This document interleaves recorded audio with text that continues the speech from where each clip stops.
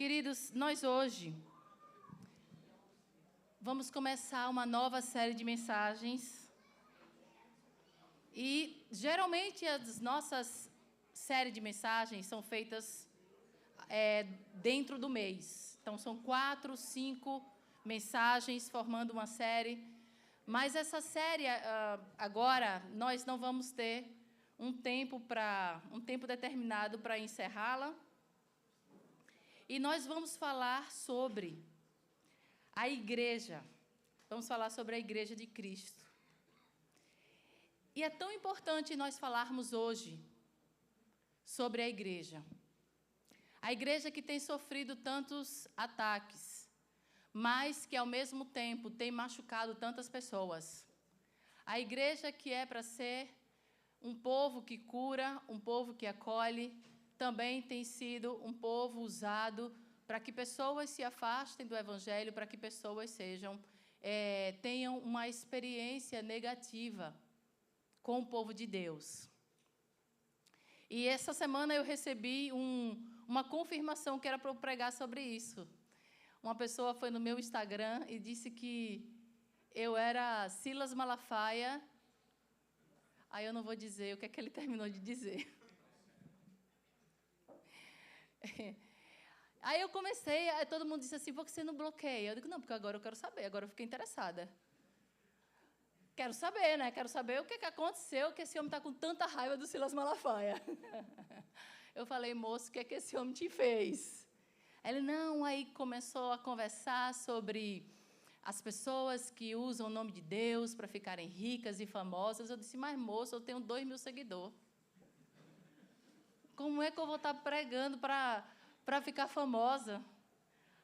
E aí ele começou a debater ali, falar sobre religião, que igreja não existia, que isso era coisa do homem e que as pessoas usavam disso como uma armadilha para pegar as pessoas pela emoção, que isso era uma lavagem cerebral, que a religião dele era ficar em casa com Deus, sozinho e sem dar dinheiro para ninguém. E aí, naquela conversa, porque aí eu conversei bastante, tá?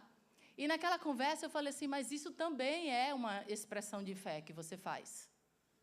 Eu tenho a minha expressão de fé, naquela que eu creio e que está fundamentada na Bíblia, e você tem a sua expressão de fé, que é estar sozinho na sua casa.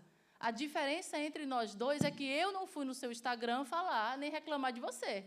E você veio no meu falar e reclamar. Eu falei, olha, na minha mesa se senta pessoas de diversas religiões. Ubandistas, espíritas. E ali nós conversamos sobre Deus. E eu não posso dizer e de proclamar aquilo que é verdade para mim. Como eles também não deixam de proclamar no ambiente deles aquilo que é verdade para eles. Isso não deixa de ser uma expressão de fé. E a conversa terminou, ele me agradecendo por eu ser atenciosa, mandou uma saudação para a minha família, para os meus netos. E eu falei assim para ele, vai ficando por aqui, vai ficando pelo meu Instagram que você vai ver o quanto eu quero ser rica e famosa com o Evangelho. Mas, olha, a verdade é que eu não pude nem sentir nenhum desconforto, eu não senti nenhum desconforto com esse comentário. Porque quantas pessoas estão sentindo isso?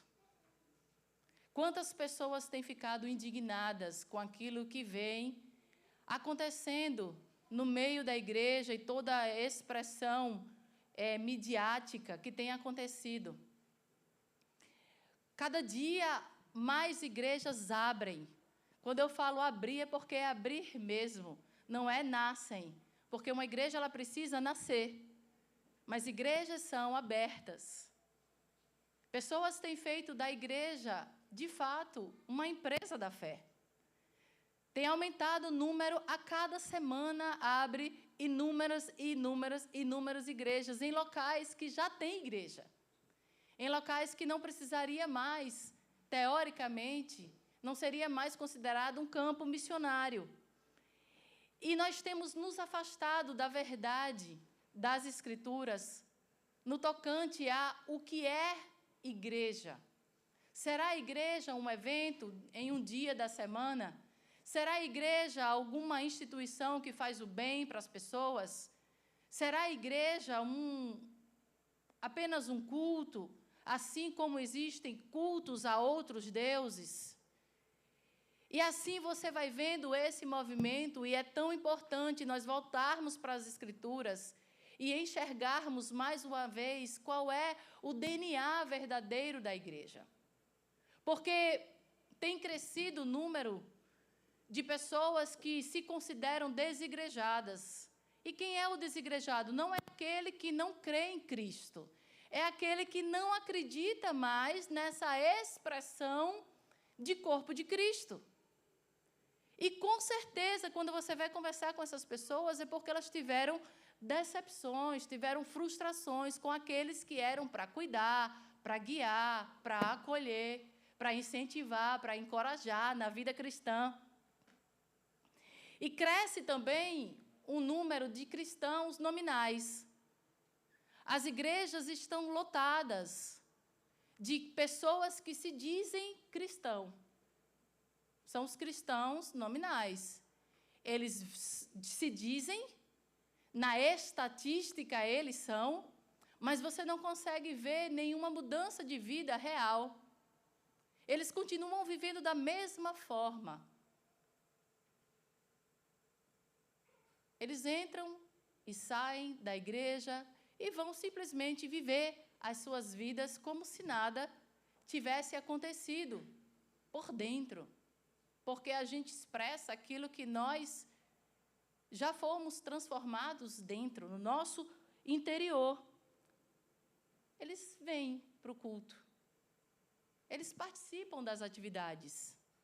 Eles fazem, eles cantam, eles levantam as mãos. Eles até ofertam. Mas eles não vivem uma vida cristã autêntica. Então, precisamos, para entender o que é a igreja, olhar mais uma vez para a Bíblia. Voltar para o princípio, para a origem. Isso vai nos ajudar a vivermos, nós, aqui, como a verdadeira igreja de Cristo. Porque a nossa tendência vai ser sempre se desviar.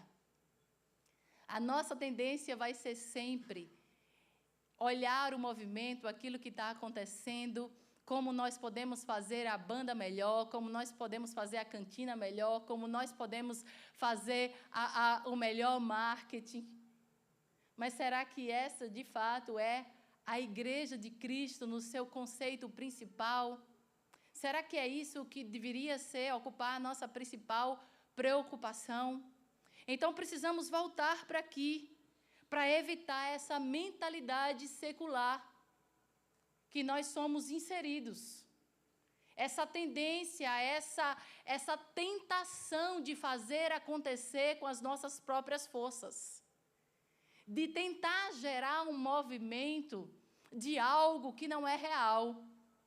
Precisamos voltar e evitar essa mentalidade secular que a igreja é uma instituição apenas, e ela é uma instituição, porque ao longo da história do cristianismo, isso foi necessário.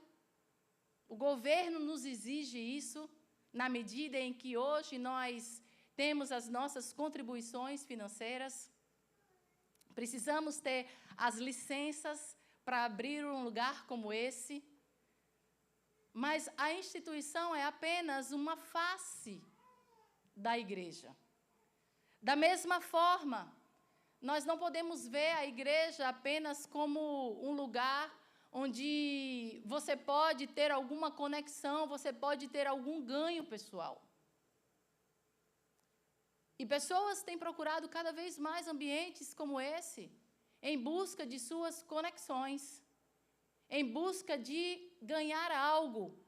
Não é incomum você encontrar, por exemplo, pessoas que têm as suas crianças e querem ir para as melhores igrejas, que têm a maior estrutura para crianças. A gente teve há uns 2, 3 anos atrás o Back to School, que é o corte de cabelo, na volta às aulas, e eu estava conversando com uma mãezinha, ela não faz parte dessa igreja.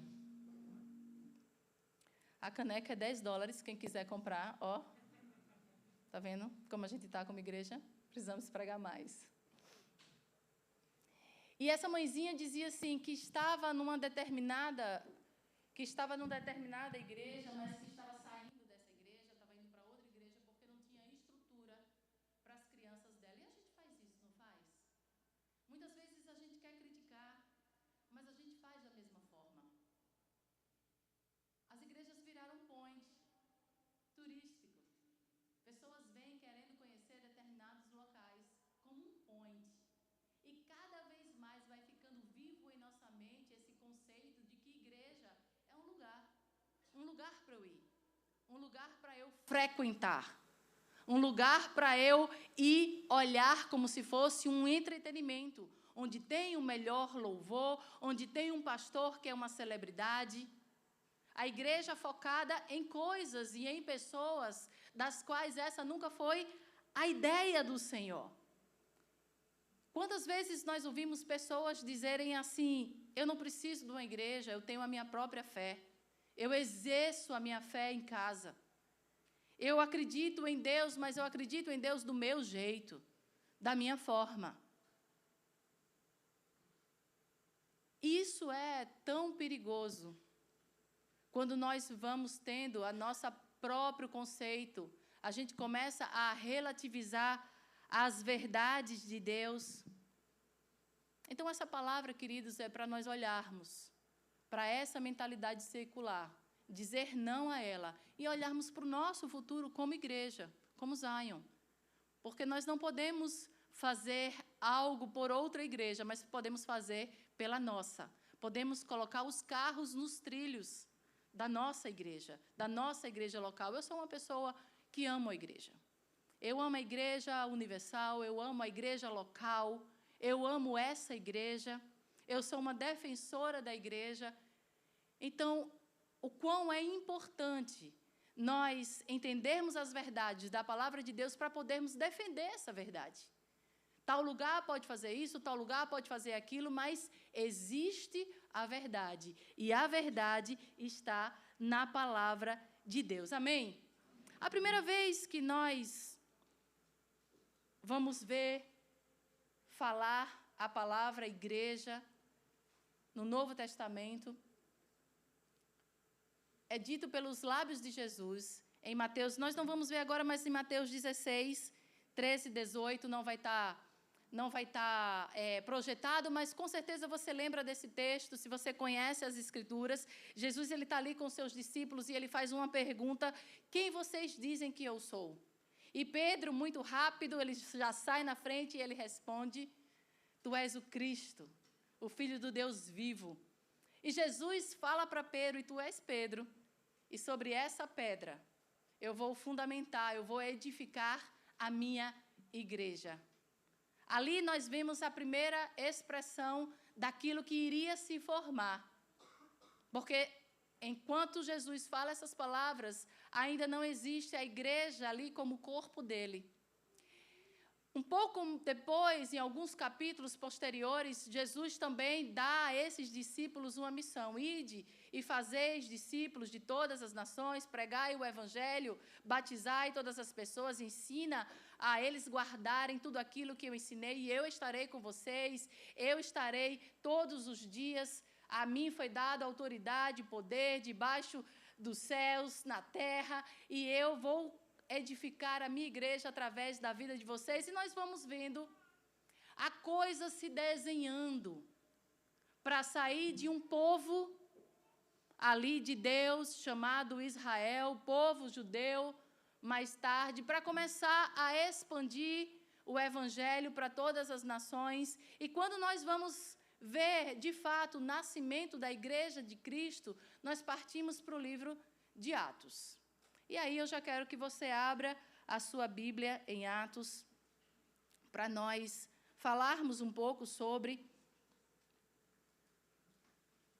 Lucas, que é médico, que era historiador, que era companheiro de Paulo.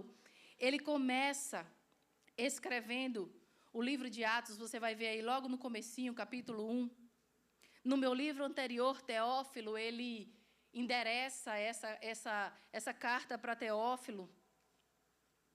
Escrevi a respeito de tudo que Jesus começou a fazer e a ensinar até o dia em que foi elevado aos céus, depois de ter dado instruções por meio do Espírito Santo aos apóstolos que havia escolhido. Depois do seu sofrimento, Jesus apresentou-se a eles com muitas provas indiscutíveis de que estava vivo, aparecendo-lhes por um período de 40 dias, nos quais falava acerca do reino de Deus. Certa ocasião, enquanto comia com eles, deu-lhes a ordem: não saiam de Jerusalém, mas esperem pela promessa do meu Pai, da qual falei a vocês. Pois João batizou com água, mas vocês serão batizados com o Espírito Santo dentro de poucos dias.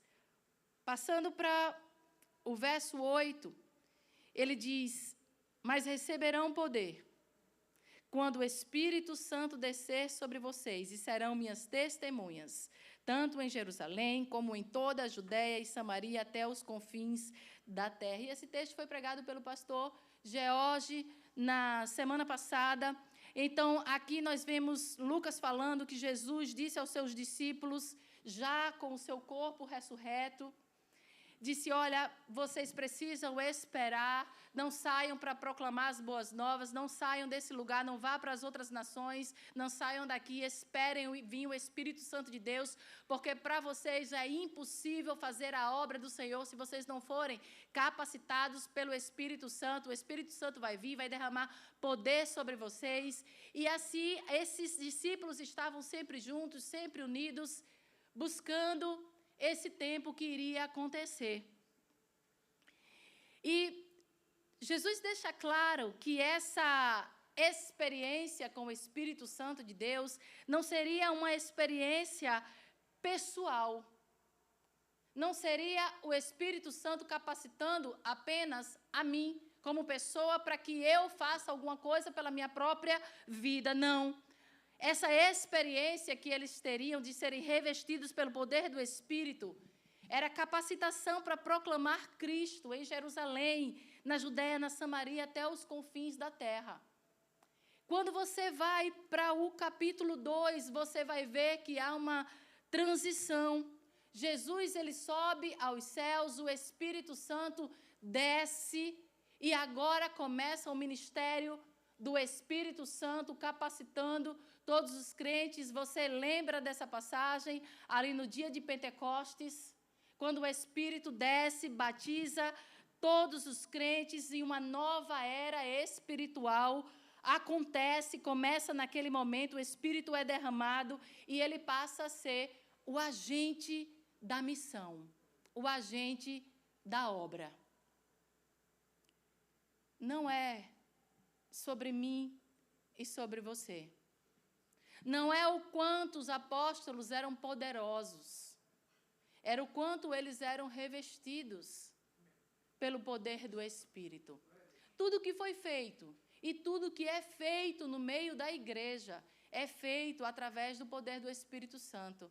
Pelo poder do Espírito Santo é que a gente proclama as verdades de Deus. Pelo poder do Espírito Santo é que nós somos encorajados a servir. Pelo poder do Espírito Santo é que recebemos dons, talentos. Pelo poder do Espírito Santo é que proclamamos a palavra de Deus para as pessoas lá fora. É Ele quem nos encoraja. É Ele quem faz a obra de Deus acontecer no nosso meio.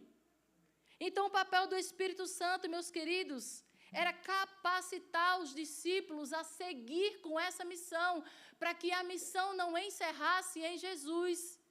Jesus subiu aos céus, está sentado à direita do Pai, mas Ele não nos deixou só, Ele nos deu o Espírito Santo, para que nós agora, sendo igreja, continuássemos a obra de Jesus. Então, Atos 2, ele marca uma grande mudança na história de Deus, do povo de Deus, da obra de Deus. Deus, ele vinha trabalhando através de Israel. Agora ele vai começar a trabalhar através de um povo. E esse povo é chamado igreja. Queridos, quando nós ouvimos a palavra igreja, nós precisamos lembrar desse texto e entender que não está se tratando de um local que eu frequento. Não está se tratando de programações, e nós temos essa tendência de vermos tudo como uma programação. Ah, a pastora está virada esse mês, é tanta da programação. Não é assim? Vou nada. Tem que aguente, não. E eu quero dizer para vocês que, a partir dessa capacitação do Espírito Santo de Deus, passa a existir um novo povo, uma nova comunidade. Essa comunidade é uma comunidade capacitada pelo Espírito, reunida com uma missão específica.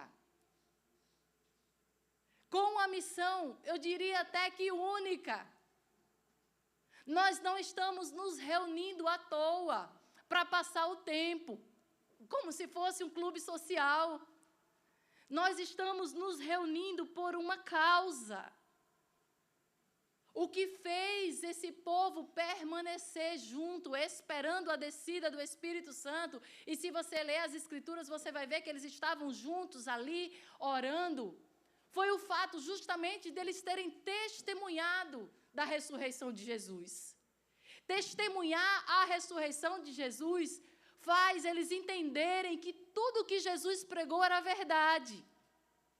E faz eles entenderem que, de fato, existe um lugar para onde eles estão caminhando e eles recebem um chamado para convidar pessoas para ir para esse mesmo lugar. Vocês estão entendendo isso? Porque precisamos pedir ao Espírito Santo essa revelação todos os dias da nossa vida, quando nós somos tentados a olhar o movimento da igreja como se fosse uma programação, como se fosse um evento. Precisamos começar a olhar tudo aquilo que nós fazemos como um encontro de irmãos juntos em uma missão. Você sabe que a igreja contemporânea, ela foi adquirindo um novo formato. Hoje nós ficamos todos voltados aqui para frente, e você praticamente não vê o seu irmão, você vê a nuca dele. Mas não era assim nesse tempo. As pessoas eram muito mais livres e informais para viver essa expressão de ser um corpo, em que eles abriam nessa época não existiam as escrituras, mas eles tinham ali uma porção, né, do Antigo Testamento. Alguém tinha alguma coisa e alguém lembrava de um salmo e alguém se recordava de uma palavra memorizada. Ali alguém fazia um pedido de oração e assim eles iam vivendo juntos como família de fé. O povo de Deus habitado e guiado pelo Espírito Santo. E capacitados pelo Espírito, nós vemos aqui a primeira pregação de Pedro. E Pedro não falou para essas pessoas que eles eram amados do Senhor.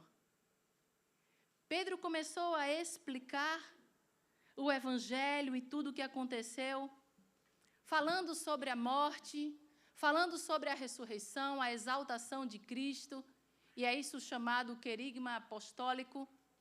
Ele começa a anunciar o Evangelho e dizer que Jesus morreu, mas ele venceu a morte, ele ressuscitou e ele foi exaltado.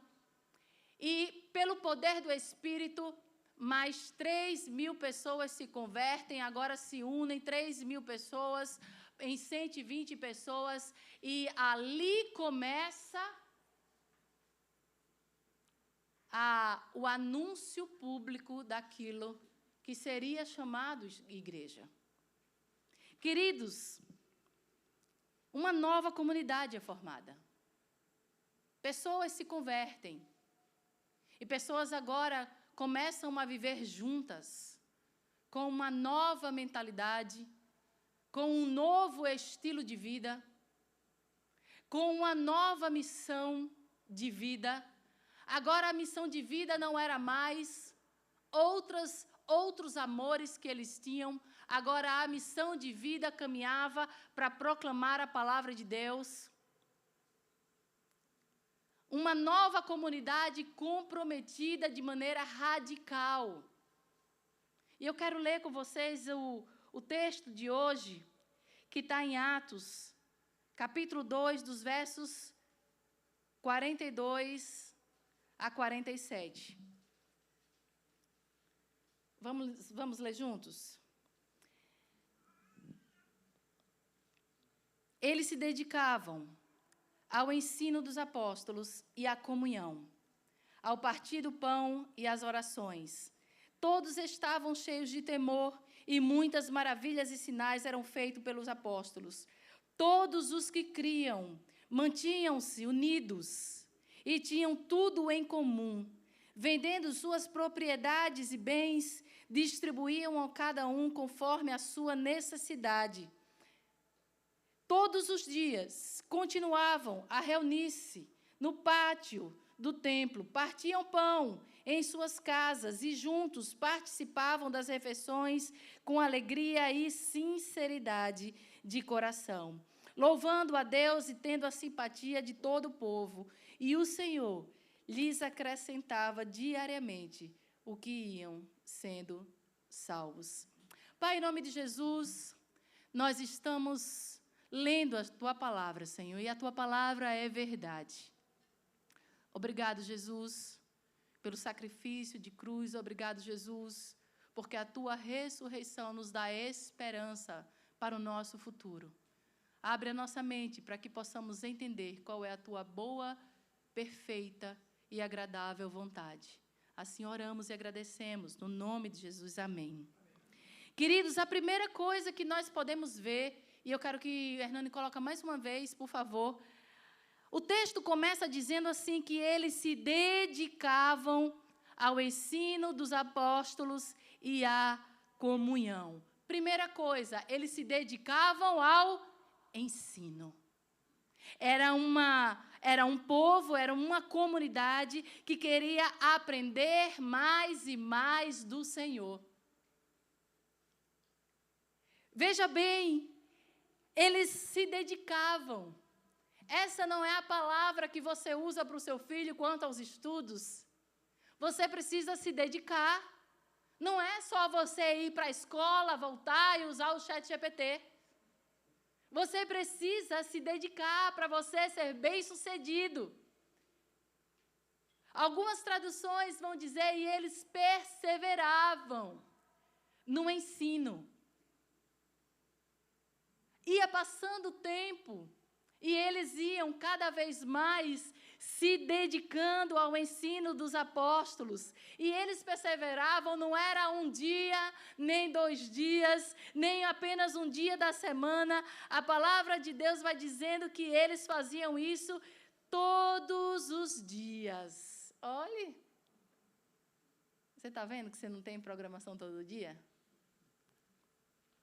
Todos os dias.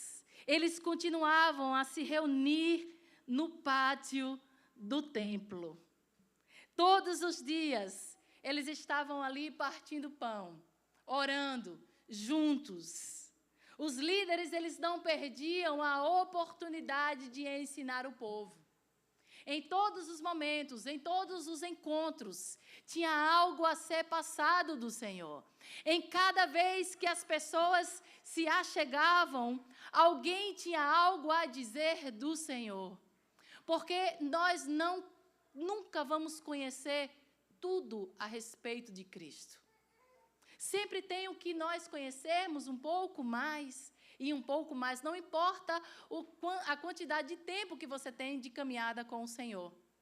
Mas, da mesma forma, o que nós podemos observar é que o povo também não perdia a oportunidade de aprender. Se tinha um encontro, eles já estavam lá para aprender algo do Senhor.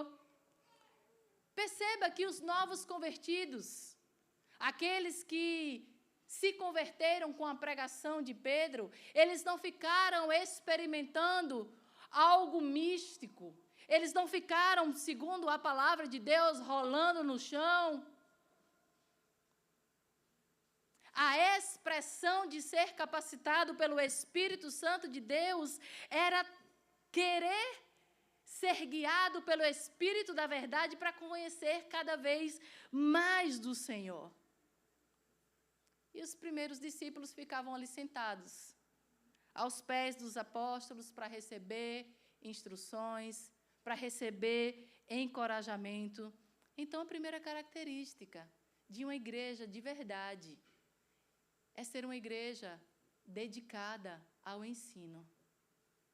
Essa é a primeira característica.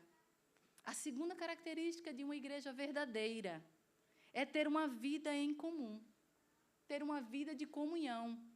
A comunhão, a expressão de comunhão, a koinonia, não é apenas, vamos ter um tempo ali na cantina de comunhão. Não. Eles tinham essa vida totalmente entrelaçada. Eles conviviam todos os dias, eles reuniam-se no templo e nas casas. Eles participavam da refeição com alegria, com sinceridade, de coração, louvando a Deus. Compartilhavam a vida, partiam pão, eles viviam juntos. Isso nos mostra, queridos, que não é uma expressão de cristianismo você entrar e sair da igreja sem se relacionar com seu irmão. Não é. Nós não podemos dizer que estamos tendo uma vida cristã autêntica se você não se envolve com o povo e o povo não se envolve com você. Não existe nenhuma referência bíblica que nos leve a acreditar que você é a igreja sozinho. Eu sou a igreja. Nós. Plural. Comunidade. Vida comunitária. Mutualidade. Muitas vezes nós queremos nos relacionar com aqueles que a gente tem afinidade. Mas quando nós vamos para a Bíblia, nós entendemos que precisamos viver essa vida em comum, porque o que nos une não é a afinidade. O que nos une é o sangue de Cristo. É a verdade do Evangelho que nos une. Vida comunitária é estender a mão, unidade de propósito. Essa comunidade, ela crescia e o texto diz que pessoas iam sendo acrescentadas todos os dias, as pessoas iam experimentando esse amor, e é nessa expressão de vida comunitária em que os milagres vão acontecendo, conselhos, auxílio. Você é responsável de suprir a necessidade do seu irmão, assim como o contrário também. E certamente uma comunidade que vive isso, que vive uma vida comunitária, uma vida em comum, ela vai impactar quem está lá fora. É impossível alguém que não crê em Cristo olhar para nós e ver o amor que nos une e não ficar impactado e entendendo que há algo diferente no meio do povo de Deus. Agora, que vexame que é tantos escândalos. Como que as pessoas vão crer? Como que vão crer? Elas só vão crer se nós nos amarmos, se nós tivermos essa vida em comunhão. Outra característica da verdadeira igreja, quando nós olhamos para o texto, nós entendemos que eles eram generosos. Eles se envolviam uns com as necessidades dos outros, vendendo suas propriedades e bens. Distribuíam a cada um conforme a sua necessidade. Abriam a sua casa e partiam o pão. Eles tinham um intenso senso de responsabilidade uns pelos outros, um senso de cuidado um pelo outro, um desejo real de compartilhar aquilo que tinha com o outro. Na expressão que nós temos da nossa vida contemporânea, nós podemos fazer isso de tantas formas. De vez em quando há uma solicitação no grupo da igreja. Por favor, não deixe passar. Se você pode fazer, faça. Porque isso é ser igreja. Isso é ser o povo amado e escolhido de Deus. Eles não só eram generosos, eles não só tinham uma vida em comum, eles não só compartilhavam as experiências, aprendiam do Senhor, aprendiam ali aos pés dos apóstolos, mas eles também viviam uma vida de oração. Orar para eles era importante. Colocar os seus pedidos, os seus clamores, as suas necessidades diante do Senhor fazia parte da expressão de fé deles. Quando a gente olha para tudo isso, quando nós olhamos para esse DNA da igreja que nasce no dia de Pentecostes, nós começamos a indagar algumas verdades que nos disseram. Talvez aquilo que nós entendemos até o dia de hoje, que é a igreja, talvez não seja a igreja que o Senhor quer que sejamos. Como pensamos, como agimos, como contribuímos. Porque muitas vezes nós não queremos dizer nem as nossas necessidades. Sabe para quê? Para quando for a sua vez de fazer o mesmo, você não precisar fazer. Você está deixando de ser abençoado e está deixando de a gente ser uma bênção na sua vida. Quando nós olhamos para essas páginas e para esse texto, e você vai ver essa expressão de igreja nas cartas, nas epístolas de Paulo, você vai ver nas epístolas gerais, você começa a entender que nós estamos reduzindo o sentido de igreja a um local em que eu vou algumas vezes da semana, mas em que eu não me envolvo com nenhuma das pessoas. Nós entendemos que igreja não é um lugar, igreja não é um evento, igreja não se resume a um culto de domingo. Nós entendemos que igreja é um povo com uma nova mentalidade, um povo com um novo estilo de vida, um povo com uma missão. Então, eu queria convidar você essa noite a sair desse lugar em que você tem vivido de uma maneira muito conformista, na qual você tem pensado, eu não quero mais me envolver, eu não quero mais fazer parte, eu já fui machucado. Se você está aqui essa noite, se você está assistindo, se você vai assistir ainda a essa pregação, eu quero deixar claro para você que igreja não é uma ideia do homem, igreja é uma ideia de Deus. A igreja nasceu como uma expressão do corpo de Cristo. Ao longo dessa série de mensagens, nós vamos tratando de vários assuntos a respeito da igreja do Senhor, porque eu vejo que nesse tempo é extremamente necessário. Precisamos levantar a bandeira da igreja, mas de uma igreja saudável, de uma igreja que vive a verdade do Senhor. E hoje eu quero convidar você a fazer algo diferente. nós temos aqui os nossos pedidos de oração. Eu queria pedir para baixar um pouco as luzes. Nós vamos fazer assim. Nós vamos orar por esses pedidos, não como eu sendo uma intermediadora entre vocês e o Senhor, mas a própria expressão da igreja, nós vamos orar uns pelos outros. Aqui eu tenho alguns pedidos, eu vou sair daqui, desse lugar, vou distribuir para vocês. Eu queria que vocês fossem assim, de 2 em 2 filas, fossem virando e fossem orando pelos pedidos dos quais você pegar. E, por um acaso, se você lembrar de algum pedido mais, por favor, você fale e nós vamos orar por você também. Tá bom? Vamos fazer assim? No começo é desconfortável, porque nós não estamos mais acostumados com isso.